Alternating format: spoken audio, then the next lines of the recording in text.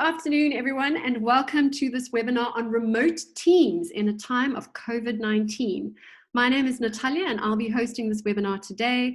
I'm very pleased that we're going to be hosting this topic because my team has actually been working virtually for many years, but although we're used to working from home, this COVID situation has presented us with quite a few challenges and even opportunities that we hadn't imagined. So I'm pretty sure that Helene and Gavin are going to give us some great ideas to take us through, to make us motivated, and to show us how to be productive when you're going through this roller coaster of emotions that we're all going through at the moment. So we have Team Performance Specialist Helene Smuts and Spirit of Africa's Gavin Reynolds, who has first-hand experience in building a remote team with us today for a presentation and Q&A. Helene, although her nickname is Linky, and I'm sure you'll hear Gav telling you Linky shortly, is the founder of Credo Growth and a coach with 11 years of facilitation and consulting experience. I was very surprised to learn, however, that she actually has a degree in tourism management, so she's one of us. She specializes in assisting customers with remote teams and is also trained in transactional analysis and personality profiling. Gav is the director of Spirit of Africa, an inbound tour operator that specializes in institutional travel from the US. Gavin comes from a corporate environment, and he's very well versed in navigating that transition from an office environment to a remote working environment. So I thought it would be really lovely to have him on board to set the scene. So I'd love for you all to get the most out of this session. The easiest way to do that is to listen with intent, but also to ask questions by clicking on the Q&A field at the bottom of your screen.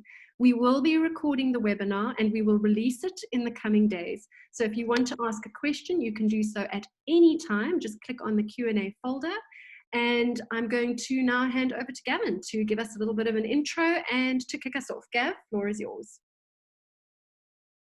Natalia, thanks very much. Hello guys, joining us online. Just a little bit of context. So we run a small business and our team has been semi-remote for just over a year. And we've been working with Linky for close on 2 years now in team development and various strategy topics. So about a week before lockdown, we went from semi-remote, and semi-remote means that we met at the office for 2 days in a week, and the rest of the time everyone worked from remote, to an environment where everyone is remote 100% of the time. So Linky and I decided to put our heads together to marry our team development and training expertise with some of my practical experience in running a travel team, and putting together a webinar directed at business owners taking their teams remote on short notice for the first time, and also for guys who have been who have been remote for some time, but can do with some new perspective and habits and tools for getting better at remote work by focusing on things like intentional planning and discipline and self-awareness.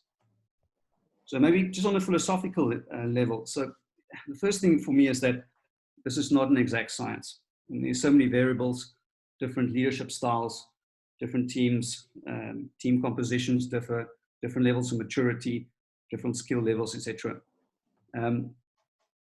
But the current remote work environment for me is defined by three factors. The first one is that a lot of businesses were forced to take their teams to a remote environment overnight. And that obviously comes with a whole bunch of complexity and culture changes and so on. The second one is that we are all likely to remain in a remote environment for an extended period of time. And the third one is that some of us are dealing with depleted teams due to short timing or retrenchments. So that impacts on your ability to motivate your team, issues of morale, etc., etc. So I thought that while Linky will go into more depth, what I'll do is I'll simply take you through the first week of our 100% remote environment to give you an idea of how we run our team. And again, this is what works for us, and it might be different for other teams. The first most important part of our weekly routine is what we call our daily flash. Again, Linky will go into detail on this, but this is a team Skype call that gives each team member an opportunity to speak and communicate three things. First of all, our priorities for the day. The second is our small wins. And the third one is our concerns. And once everyone is done, we have a parking lot session of a few minutes where anyone can bring up anything for team discussion. Our daily flash in a team of about 6 people takes 15 minutes max once you get well practiced in the routine. In our case, this was preceded by a team development process using insights, personality profiles, etc. But I don't think most of the teams online now had the luxury of going through a process like that. So let's park that for a sec. One of the key things we did up front is we defined our values. In other words, what's our way of being or going to be in this period where we are working remote 100% of the time and we're unlikely to see each other face to face for a while. We focused on gratitude, care, compassion, patience, and empathy, and a great sense of curiosity. So for me, teams now more than ever is like a living organism that responds to this environment. And if you view your team like an organism, it means that every day when you go online with your team, that organism needs and is responding to the environment in a different way and needs different inputs. So it puts a big responsibility on leaders to lead their teams. Our methodology as a team is our daily flash, which happens at 8:35 every morning. And I spoke about that just now. We do that on Skype. And then every Tuesday and Thursday at 10 o'clock, we do a Zoom call on what we call a huddle. And we do that for 30 to 40 minutes. Linky will go through with you in detail about what the intention is behind huddles, but it's again a team conversation that takes place in a very specific way. And a very important additional methodology that we introduced is what we call individual check-in. So every morning after our flash meeting, we speak to a different team member and we ask 7 questions. The first one is, what new habits and routines have you introduced in the last week? The second one is, what are you struggling with? The third one is, what do you need more of? Then, what do you need less of? The fifth point is, what's next in your personal development? Then, what's next in your business development? And finally, are we winning? Now, if we ask the question about are we winning, we look at it from two aspects. The first one is we look at winning as a journey, where we simply say, are we better off today than we were yesterday? So it's on a very sort of high level of abstraction. And it focuses on the small wins to understand that when you get to the finishing line, whatever that is one day, it consists of 1,000 small little wins. There's never 1 or 2, 3 big events that define winning. The second one is that we look at winning as an ideal. So what does winning look like at the end of this crisis? We've defined winning to look like for our team to have the whole team still present at the end of this process, because we understand that our networks and our connections and our relationships with our clients are our business, and therefore our people are our business. So if we can have our team intact by the end of this process, for us that is winning, and we've all committed to work really hard to achieve that. I'm not going to spend too much time talking about tools, because I think that every team must find its own rhythm and its own flow. We use Todoist as a daily task planning tool. We're experimenting with a tool called Twist. We dedicated a channel to record our small wins, because they are so important to us, especially in this time. So we created a WhatsApp group specifically called Spirit of Africa Small Wins. And throughout the day, at any given time, when someone achieves a small win, no matter how small it is, it goes onto that group. And then finally, we created a best current view living document, which we update on a daily basis. I update on a daily basis with our best current view of the current situation, what our assumptions are about when this crisis is going to end, how it's going to end, and what life is going to look like for our business at the end of it. And then finally, what we gave everyone some homework to do. The first point was to read a couple of article links that we sent to him, dealing with things like 5 habits for crafting the perfect remote work day, I mean, these articles are available online, and we can make them available to the listeners if they're interested. We asked everyone to plan a daily routine for sharing with the group. And the idea of the daily routine is to get everyone focused on getting up in the morning, having a plan for the day, putting aside some personal time, putting away some time for exercise, and making sure that they log off at a certain time and that they plan to have their weekends as a break as well. Especially in the lockdown period, the days start blurring into one, and we have to be very wary of remote burnout. The third aspect of the homework was, guys, define for us what winning looks like at the end of the crisis, and then we spoke about that, and we came to a common group view. And the fourth one was to define what meaningful work is going to look like over the next 6 months. And then we asked the team to look at personal development, to look at what research they've always wanted to do, things that they were curious about, that they never had a time to find some information on about, how to make that curiosity lead to innovation. We looked at what system and process redesign and improvements we could craft during this time, and we focus on client development. So obviously one learns as you go along, and I think to a great extent everyone is forced in a situation where you have to build the bridge as you're using it. But we committed to learn as we go along, to stay curious, give it our best shot. And then finally, maybe a point of that's very important to me is that trust is even more important when you're working remotely. So I think it's Ernest Hemingway that said that the best way to find out if you can trust somebody is to trust them. And that underpins a lot of our work. Okay, guys, with that, I'm going to hand over to Linky, who's the expert at team development and training, to give you some more detailed information. Linky, over to you. Cool, thank you, Gavin. Just first of all, a good morning to everyone, and I really hope that you guys are well under the circumstances. I know there's quite a few businesses who are taking a lot of strain, so just know that we are all thinking of everyone, especially in the tourism industry. So I think what I want to do, I just quickly want to share my screen so that you can follow my presentation, and then I'll speak to Natalia as well so that we can share the presentation with you after, should you require it. But yeah, I think Gavin did a really nice summary already in terms of a few tips and tricks that he's done with his team and that worked really successfully. And I just want to show you a bit of a framework so that you can have like a reflection tool, so that you can constantly go back and say, where can I improve? Where are we missing something in order to really work well as a remote team? Now, through the years of working with different remote teams, and also, like, for example, with Spirit of Africa, we did come across a few threats that I just want to quickly share with you in terms of remote team. And these are the TV, the fridge, and the bed.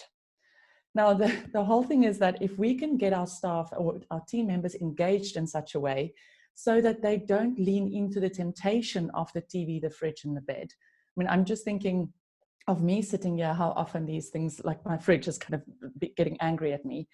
But also because of the state that we are in, where it's now the self-isolation, it's the lockdown, we also have the family system or the home system that we need to deal with, which is a threat. And the reason why I'm saying that is a threat at the moment is because of the no childcare services. So especially in this country where we are so relying on the childcare services. So just as a leader or as a team leader, or even as a member of a team, just keep these threats in mind when you are dealing with other colleagues or with your team, because they are real, especially the family system part. But what we do find is that there is a instigator of all of this, and that is silence. Now, the biggest instigator of isolation and then disengagement is the silence part. And I'm talking about silence between managers, silence from the leader down to the rest of the team, amongst team members. Any silence, especially in the remote setup, is going to cause isolation. And isolation is the second biggest complaint that people have when working from home. And when they're isolated, then they go to the fridge, the bed, and the TV, and all of those things, because they are trying to find other stuff to do. And also together with this is that a very strong majority of people strongly believe that remote working means impersonal or disconnection. And I'm hoping that with the framework of today, that is really what we're going to show you, that it doesn't have to be impersonal and it doesn't have to mean disconnection. So just Gavin ended off with a trust part. Thanks, Gavin, because it kind of feeds in beautifully into my next point, is in order to be able to work remotely, the fundamental thing that you need as a team is trust. And at Credo, we absolutely love the trusted advisors trust equation. And the trust equation is literally what you see on the screen there. It is trustworthiness equals credibility plus reliability plus intimacy over self-orientation. So just to briefly break it down, because this is a webinar all on its own, but credibility is about the words that you speak. It's about the words that you speak. So how can someone rely on you if you haven't done your research? So if you've done your research, if you come across as the expert in your field or the expert in your topic, you immediately can hear that this person is credible. Now, if you are a team leader or a leader of a business, how much credibility are you showing your team in terms of having done research for where this business is going, in terms of what it is that we do in a crisis management? So just think about the credibility. It's about the words that you speak. Are they trustworthy? Then on the reliability side, that's not about the words, that's about the actions. So people can trust that when I say I'm going to do X, Y, Z, that I actually deliver on it. So I can trust you to do. So that's the actions part. And then on the intimacy part, it really is about emotional closeness. So I myself, together with my leader, we feel comfortable enough to share certain topics, or maybe even a bit of a vulnerable space, whether that's between leader and member, team members, it doesn't matter. But the credibility, reliability, and intimacy, all three has to be present for trustworthiness to be there. The problem with self-orientation is if that is too high, then trust is also in danger.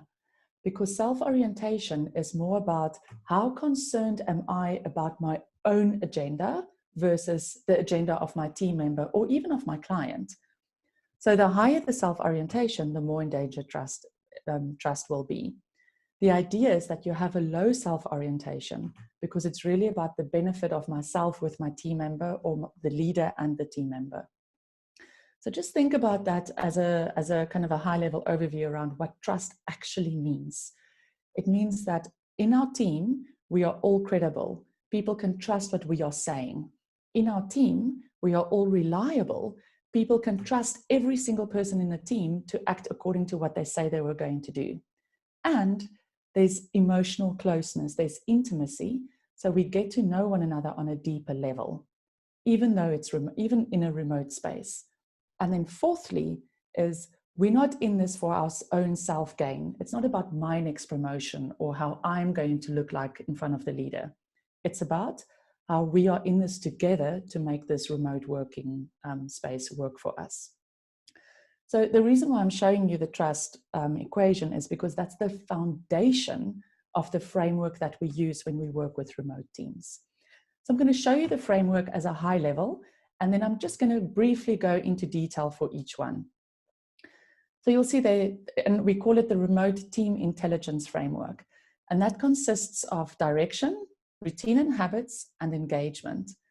And you can see that the direction is really very focused on action orientation, getting things done.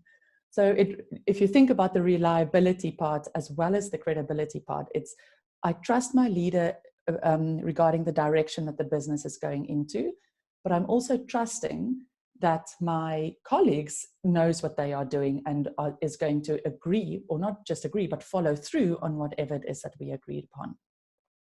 Then the other part of direction is really around resources. So does everyone have what it is that they need in order to fulfill their role? We're going to talk about that a little bit later, but that's not just the tech side, that's the knowledge resources.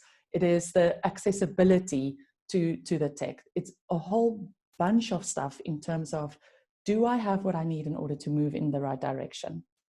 Then on the routine and habit side, intentional planning. Like, have we set a kind of routine for our team? Do we have an intentional plan around how we are going to work like as a team together? Because it's very different than in the office space. In the office space, things just flow because it's so habitual to us, it just works. But what did we put in place in order to really work well on a remote side?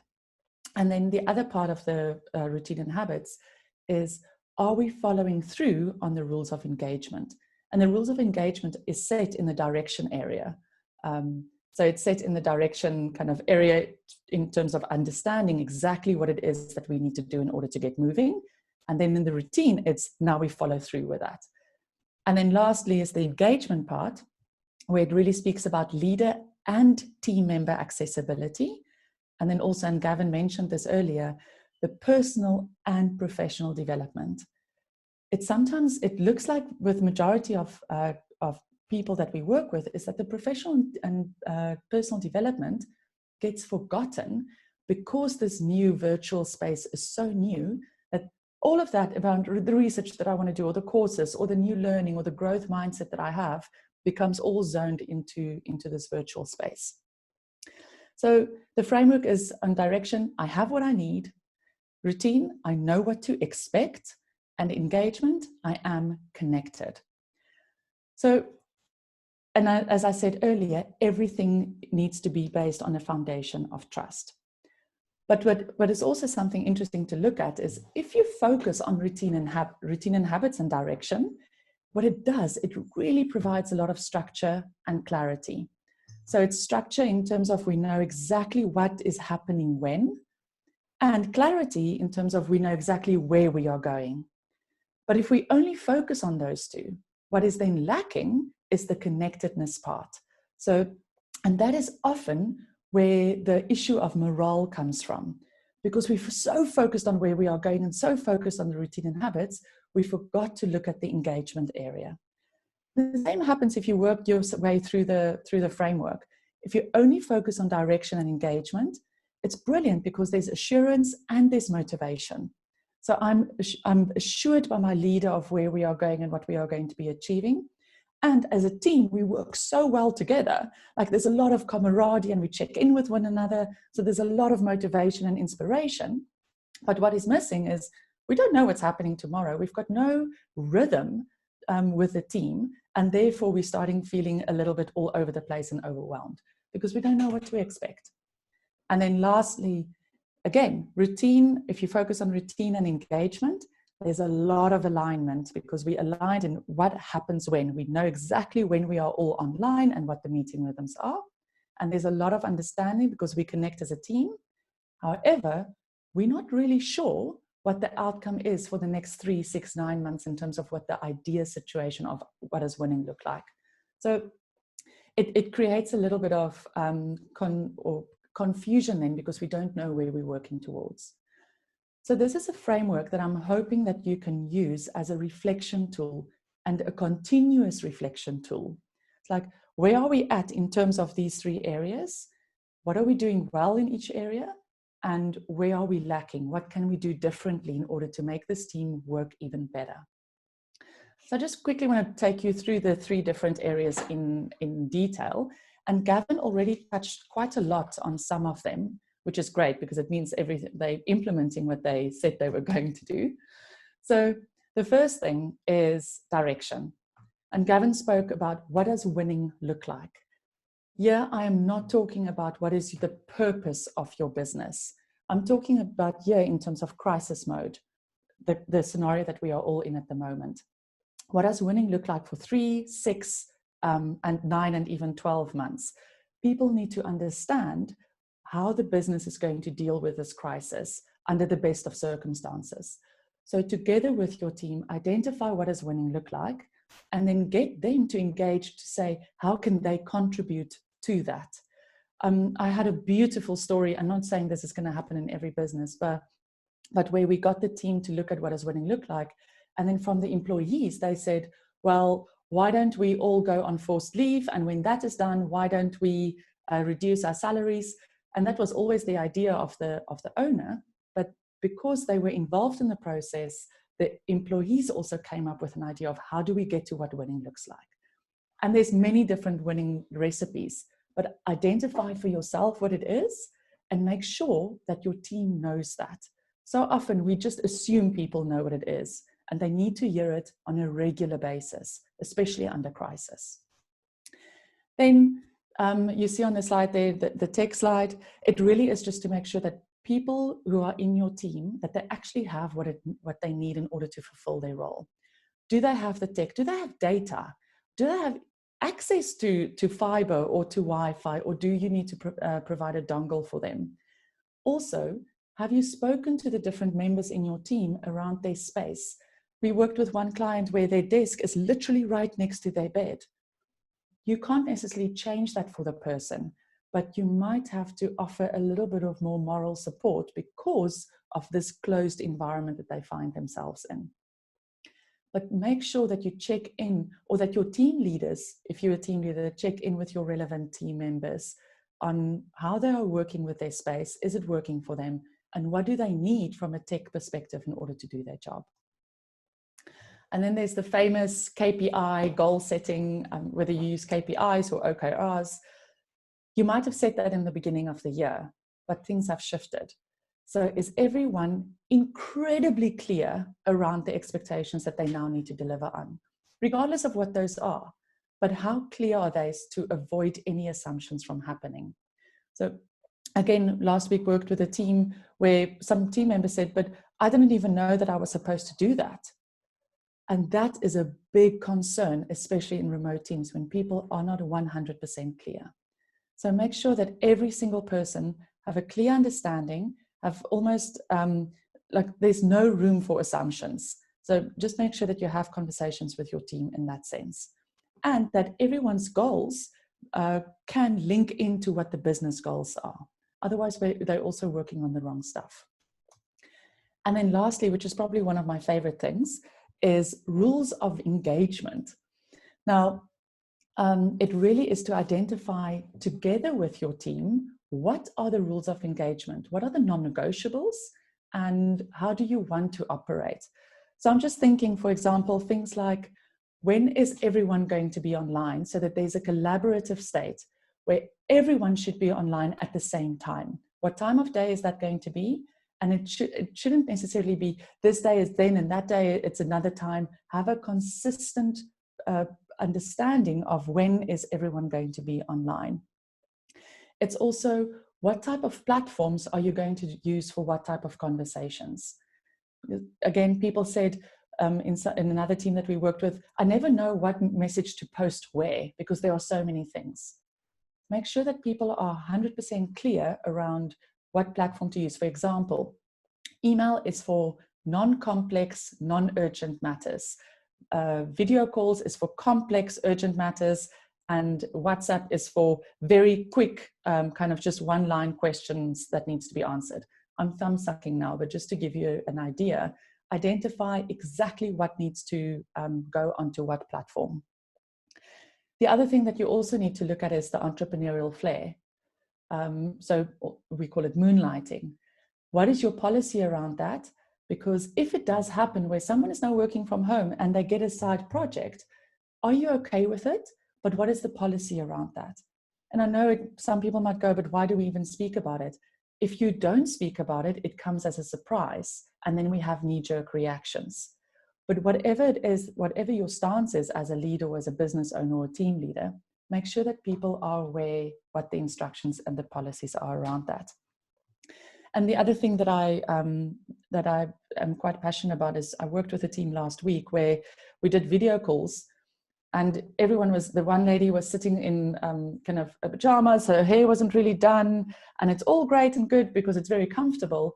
But what also happened is you could see that she's exhausted and she was yawning the whole time. Have a rule of engagement that it's still a real job. You still have to go technically to the office.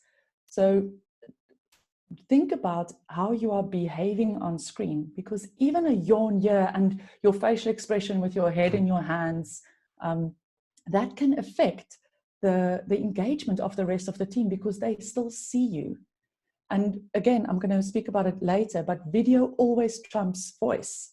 And they were like, okay, no, let's just take it off video. Don't. Keep people engaged by switching the video on, and make sure that they also show up as in terms of engagement, and not look almost like miserable. Rather have check-ins with them. So that's the one thing. And then the other thing that I'm quite passionate about is, if you have values in your business, I'm not saying change the values, but look at the behavior that you've set for those values, and are they also virtual behaviors that you can include so that those values can actually be lived to or lived by. Just make sure, because sometimes a value is really when it's a face-to-face thing. What does your values mean in a virtual world? What does it look like? What does the behavior look like? There are so many things around rules of engagement.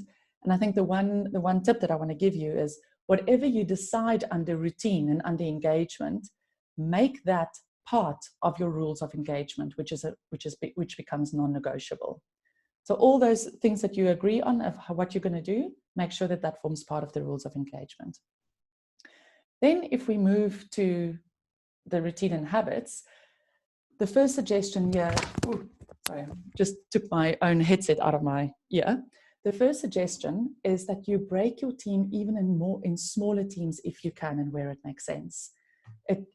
Virtually, and if you have online meetings, it's so much easier to have a small team than one massive team. We even worked with a team of 8 the other day, and for brainstorming purposes, we broke them into 2 teams. And all of a sudden, the brainstorming worked really, really smoothly. So where it makes sense and where it is possible, break your teams into even smaller teams.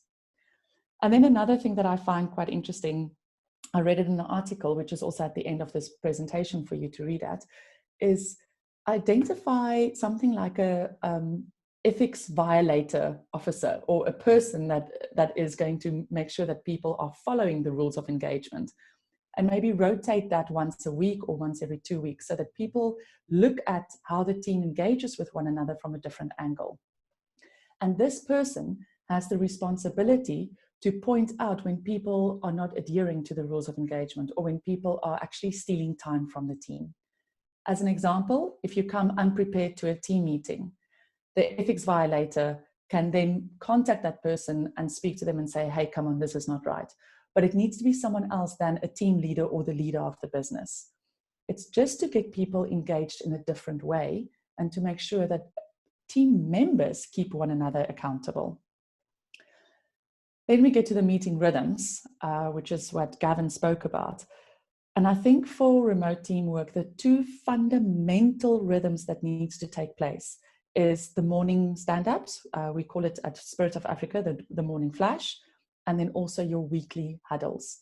So the morning stand-up or the daily flash, literally 15 minutes, no longer.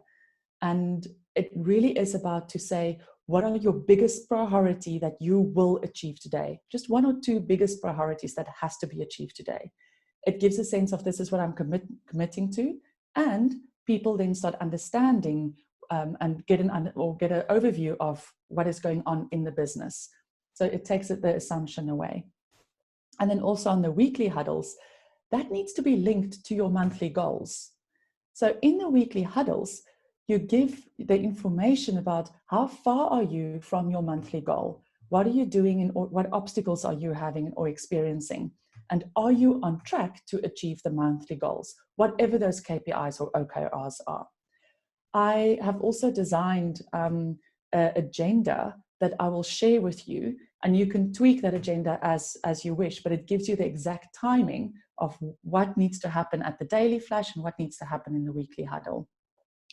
And you would have heard that Gavin said, I think their daily flash starts at 8:37, and make it an odd time, because for some bizarre reason, people rock up on time. If it's 8:30, then there's always people who are late, but 8:37, you have to arrive 5 minutes before, and it's a sharp start at 8:37. So keep it at odd times. But that's also in the agenda that I am going to share with you. But guys, this is the one thing that I cannot stress enough, how much more efficient a team gets when you start focusing on your meeting rhythms. And the meeting rhythms isn't there to discuss the topics. It is literally there to explain what it is that I'm focusing on. Any discussion happens offline outside of the meeting rhythms. You will find that you actually have less meetings because of that. Then Gavin already spoke about the daily or the routine for team members. Get the team to set up their own rhythm for the day. That's also in kind of that works well with the team rhythm that you've decided on in terms of when meeting rhythms are, when you are going to be online, and get each member to share their daily routine, because the one person might share something that someone else didn't think of. And that is really useful for people to know, hey, together we are also in a daily routine. But make sure that people have a daily routine, especially in the beginning. If they don't have that, what happens is they go back to the TV, the fridge, and the bed. And it's exactly the reason why those threats are there, is because we don't get into our normal rhythm. Also is, all of a sudden what happened is our workspace became our private space, and our private space is now our workspace.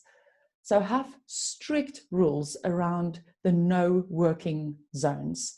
I'm just going to use 2 timelines as an example. So in your team, say for example, from 7 p.m. until 7 a.m., unless there's a lifeline emergency, no one is allowed to send emails or work WhatsApps or anything like that. We have to respect the space that people are in at the moment. And what's happening is people are feeling so overwhelmed, because I might work at 9 o'clock at night and I'm just flashing all my emails off. And the other person is sitting at home, she can see the emails. Now all of a sudden it's emails and child, and we can't get to focus. So make sure that there's a dedicated time when no emails or no work-related stuff is allowed to go around. Of course, like I said earlier, unless there's an emergency. And then one of my ultimate favorites, it's not necessarily a tactical thing that you can implement, but it's a behavioral thing, especially in the remote space. Be unbelievably responsive. And again, I don't say that if you receive an email that you need to do the act immediately or do the task immediately, but it's about saying to someone, hey, got your message, on it, or we'll get back to you in about 3 hours. But just respond to people to say, have received it. We're not in an office environment to quickly say, hey, did you get it? Or just do eye contact with one another. So create a culture of unbelievably responsiveness, even if it's just to say, got it, and I will be on it and let you know. You can see here, I've added a link down here. It's also later in the presentation.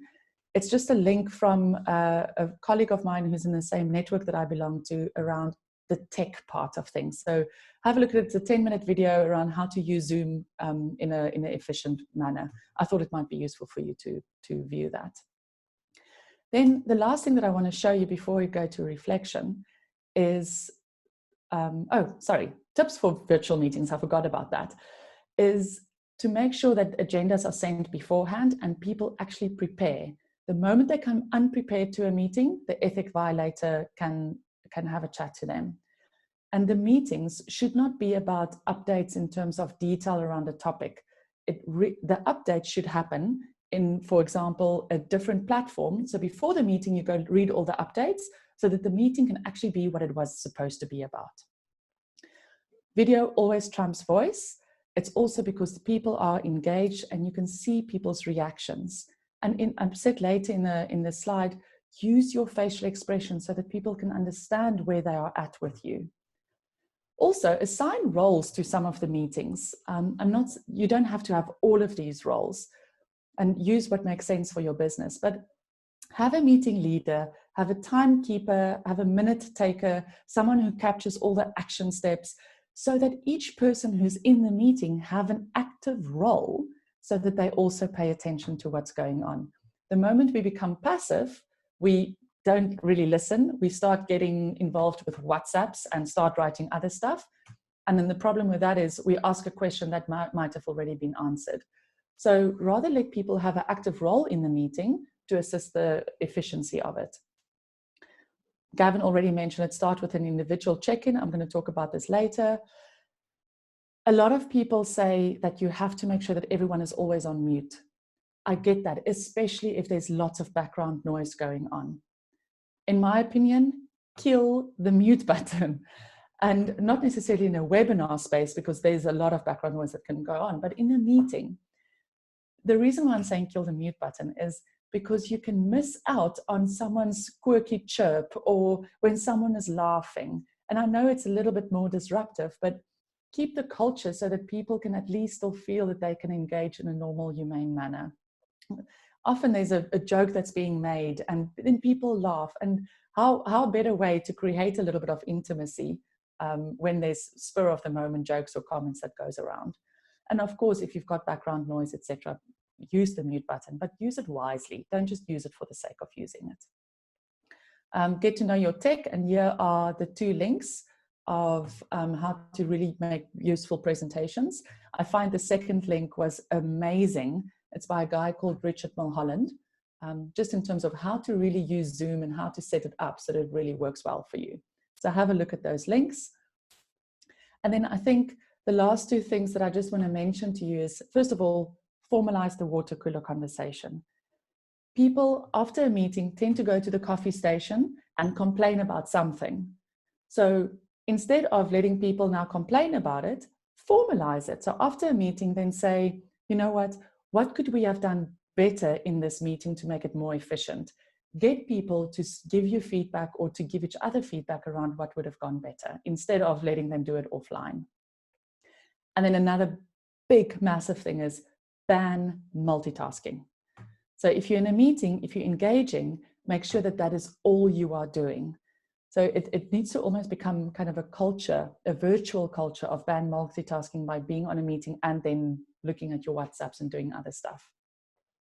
And I think the biggest thing here is just show empathy. We all in this, in a new space. A lot of people are anxious. There's stress because of the type of environment that we are in with COVID-19. So for everyone to show a bit of empathy and also have a bit of vulnerability so that we can learn together. So that just kind of covers the virtual meetings. And then the last thing that I want to show you is the part on engagement. Have regular concern workshops where you get together. You might have done it already, but do it on a regular basis, just to say, what are the different concerns that we have from the last week of work that we've experienced? What new experiences are there and what obstacles are there? So on a weekly or bi-weekly basis, make sure that you tackle these. And then what I do in Zoom, there's a breakaway room option, is we collect all the concerns and then break people into different rooms and give them each 1 or 2 concerns so that they find the solutions. And then they come back into the virtual room and share their ideas of how to tackle it. But make sure that you do that on a regular basis. Gavin, you spoke about personality profiling. Whether you do a paid version like what I use as Insights Discovery, or a free version, it's called Crystal Knows. Have a look at it. Do something, because people can use that in order to, you can have little virtual workshops where people share a little bit information about their personality strengths and weaknesses, what they can do better, what have they learned about themselves. It really brings connection and understanding to the team. The Crystal Knows is free. You don't get as much information as with a paid version, for example, the Insights Discovery, but it is a useful tool to do. And then I think there's 2 things that I want to show here is, as a leader or as a team leader, have one-on-one check-ins. Gavin already mentioned that once a week they check in with 1 member of the team. Please do that. It doesn't have to be long, 5 minutes or 10 minutes, and you're not allowed to talk operations or task. It is all about how are you doing and what's going on for you and where can I assist in terms of just mental state and well-being. So check in on a personal level, not necessarily on a task level. And then there's the feedback part, is what we suggest, and we're absolutely obsessed with feedback at Credo, is that you set up a rotating basis where team members give one another feedback. So, and there's 3 questions that you can say. What I think you do really well in a virtual space, what I so wish you would do differently in the virtual space, and what I think will be really useful between the 2 of us with us working in a virtual space together. So I give that feedback to you and you give that feedback to me, session ended. So it's just to continuously give feedback and learn from one another where we can improve. And I would do that on a rotating basis until everyone has spoken to everyone, and then you start again.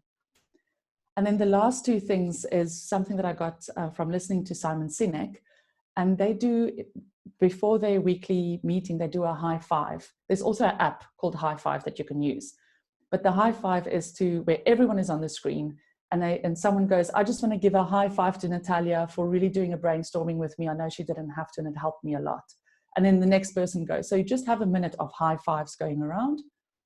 And then what I thought was also quite cool is on a rotating basis, once a week in a meeting huddle, one person gets to ask the question of the week.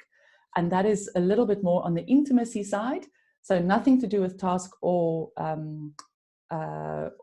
operations, but just to understand a little bit more what's going on for the person. It can be any questions, but every single person gets an opportunity to ask those questions.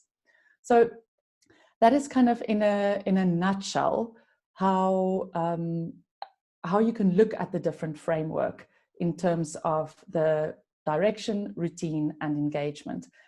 I just quickly want to show you one more thing, and I'm not going to go into detail. If any of you are interested, we can do it offline, but I want to show you how personality matches with this framework. Now, there's one personality profiling tool that's very simple. It's called Social Styles, and they're all Jungian-based. It's very similar to Insights Discovery, but just in a very high-level overview, you get your extrovert, and that's based on that makes decisions on thinking, which is the driver. You get your extrovert that makes decisions based on feeling, which is your expressive. You get your introvert that makes decisions based on feeling, which is amiable. And then you get your introvert that makes decisions based on thinking, which is your analytical side. Now, so each of us have our default personality style, and there's often a default and then a very strong second that follows our personality style. I just want to show you, especially if you're a team leader or a founder of a business, is what happens with us and this model is that we tend to only focus on the area of this model based on what type of style we are. So a driver style might focus only on direction. Analytical will focus more on routine, which then means they kind of leave out the direction and the engagement part. And your amiable is really focused on, is people taken care of? It's like the culture part of things, where the expressive is focusing on the flow and the easygoing and the agility of a team. And that's where the engagement part comes from. So just think of you leading a team or managing a team. What is your natural style? Which can also mean that is maybe where you put most of your focus. And just as a reflection tool of, hey, I still need to focus on the other things. This is very done in a high level way. And I can speak for hours about this, but I'm hoping that this gives you some form of kind of aha moment of, oh goodness, I tend to leave out other things. So here you'll find quite a few articles that I find very, very interesting. Some of the information is also in there. By all means, please go to these articles. They give you a lot of information. Basically, you'll also see that a lot of the information is now slotted into the framework of what we've designed at Credo. And yeah, I'm hoping that was super, super useful. That's it from me. Just on the slide, you'll see some other services that we offer. I'm not going to talk about that now. But yeah, I really hope this was useful and really gives you some tool for food for thought for reflection. Thank you so much. Natalia, over to you. Thank you so much. And thank you for all those practical resources. So we are going to share the presentation with you and the recording after the webinar, so that you will have access to all of those great resources that Helene has so kindly shared with us. And, you know, as I was listening to you speaking, Helene, it just seemed to me that balance is what is needed. And at a time when things are so confusing and unprecedented, it's so difficult as a leader to try and inject balance when you yourself don't know what's kind of going on, you know, beyond the four walls at the moment. If you were to suggest just 3 things that I could do as a leader today, for example, to put myself on the path of formulating this remote team in the way that you've structured it, what would be the 3 most important things you would suggest I do? Interesting. So I think the first thing that comes to mind is don't go at it alone. Yes, you are the leader of the business, but it's also to include other people, ask people who wants to share this journey with you so that you can that have a team that focuses on different things. So the first thing is don't go at it alone. The second thing is look at people, like if you look at the personality part, who can assist you in the routine area, who can assist you in the direction, and who can assist you in the engagement, so that it almost becomes their project to run with the routine and the direction and the engagement not separately, but it's their little project to make sure that area is taken care of. And I think the third thing for me is, as balance, is get feedback from your team members. To also, so that, because as a leader, it's it's lonely. And we always, I think you and I spoke about it earlier, we always have to be so strong for the rest of the team. But be a bit vulnerable and say, hey guys, I just want to hear from you how you are experiencing this process, and do it individually. Maybe have 2 or 3 questions that you can ask each team member that you want to know about yourself in terms of how you are operating in this process. I thrive under feedback. So I do think those 3 things is don't go at it alone, get a team, assign one responsible person to each area, and then also get feedback from your team for yourself and for your own confidence, so that you can feel supported as well, because you do not have to go at it alone in this space. Thank you. If you want to ask a question, you can do so in the Q&A folder at the bottom of your screen. We have also had Lauren paste something in the chat, which I want to read to you, but I'd also like to hear from everyone who is on the call today to get a sense of how you would describe your team as coping working remotely. So I'm going to just paste the question in the chat, and if you want to respond on the chat, just to explain how you think your team is coping working remotely. I'm sure we'd all love to see what each other are feeling at the moment and how our teams are going. Helene, Lauren says, it's so great to hear you again. So she's obviously worked with you before. We are still doing our morning huddles, although it is just the leadership really working at the moment. Those staff that can join do, but so far pretty much everyone does daily. However, one will show up in PJs and others won't turn the video on, etc. The meetings are getting stagnant. We need to rethink the rhythm, as not everyone contributes and we all land up just looking at the screen and waiting for someone else to talk. Yeah. How do you deal with that? So the first, it's so funny because I had a conversation on Friday with a client, and make the video call non-negotiable. Everyone has to put their video on. And also that, I said it earlier, and I feel very passionate about this. I might seem a bit critical, I apologize, but it's still a real job.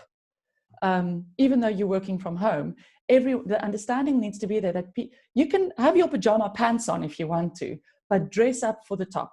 I'm not saying dress to the nines, but be presentable, brush your hair, brush your teeth, wash your face, and show up for work, because it is still a job that you are going to, regardless if you're sitting on your bed or sitting at a desk. So there, I feel quite strongly that people need to respect the space, that it's still a real job that you are going to, and that needs to be non-negotiable, in my opinion. I have to say that. And then regarding the meeting rhythms, it's almost to start from scratch again, because if you follow the meeting rhythms to the T in terms of time, every single person has 30 seconds to contribute. So there shouldn't be anyone that doesn't have anything to say. If they don't have anything to say, it means they didn't come prepared. So it's looking at what are the just refreshing, what are the different things that we are tackling in a meeting rhythm, and what preparation is needed.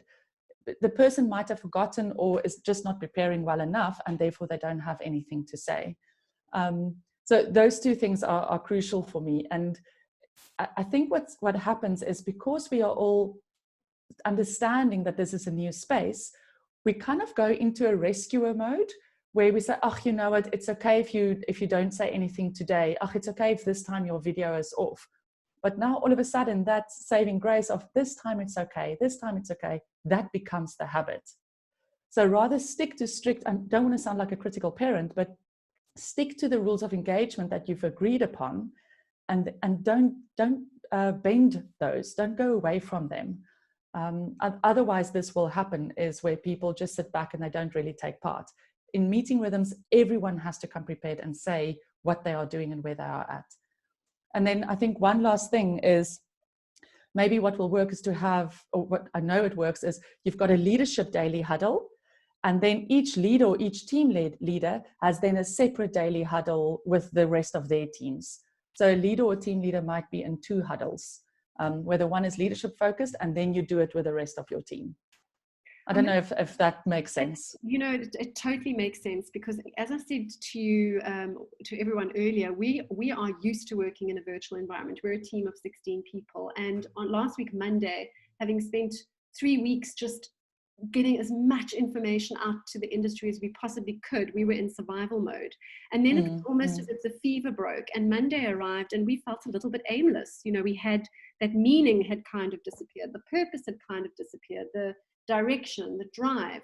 And instinctively, I made my team, I put them into smaller teams and did the breakout rooms on Zoom. And it has just it's been amazing how they have risen to the challenge in smaller groups. It's almost as if they were able to tackle the situation in bite-sized chunks in smaller groups. And that loneliness that I'm seeing coming across now on the Zoom chat that we've got going, that remoteness has diminished, because they've got 4 or 5 people who they're talking to, bouncing ideas off, coming up with ideas, being vulnerable with each other. It's just made it a lot more approachable for them. So I can definitely testify to that working. Yeah, I think, Natalia, to your point, if you think about the different personalities, if there's too many people, introverts, because they process internally, they already have a tough time in a face-to-face environment to show up and to share some stuff. Now you have big teams in a virtual environment. So introvert, and I'm not saying this is a bad side of an introvert, don't get me wrong, but the introvert will now have less option to share something or share thoughts, because the extroverts just keep on talking and don't allow any time. I'm talking in extremes here and stereotyping. But if you do break it into smaller teams, you give the space for the introvert to also show up. And there's so much amazing thoughts that go through, especially in introverts when they don't share. And when they do share, it's just amazing what pops up. So the smaller teams really work well with the different personalities as well, to give each one space. So Tracy said, I have a sales team that has been laid off and only being paid on reduced hours for the next few months. How do I get them to buy in and keep doing those huddles and virtual meetings to keep morale up and stay engaged until the crisis is open, especially when they will not be paid? And that's such a good question. How do you keep people motivated? I think that is a phenomenal question. And I think that it's probably the question of the year in terms of how to do that. I think, Tracy, the first thing that comes to mind is, if you remember, we spoke about what does winning look like? What does winning look like in 3 months, in 6 months, 9 months, and 12 months? Is really to keep that as the motivator. It's almost like that becomes our drive. And therefore the motivation is always like, how far are we from what that winning looks like, so that we can be inspired to work towards it. And the whole thing around not getting paid, I totally get that can that kind of dampens morale. Hence why it's also so important to have the feedback between members, to have the high five sessions, and to have the feedback between leaders and team members, and the check-in sessions. But again, always go back to what is it that we are working towards. It's almost so that people can find a purpose to hold on to during this challenging time, to say, hey, I'm giving my time now and it's for free, but I know that my results or my return is going to come in 3 months or 4 months or 5 months. So it's almost like have a timeline as to what does winning look like in each area, and remind the team that that is what we are working towards.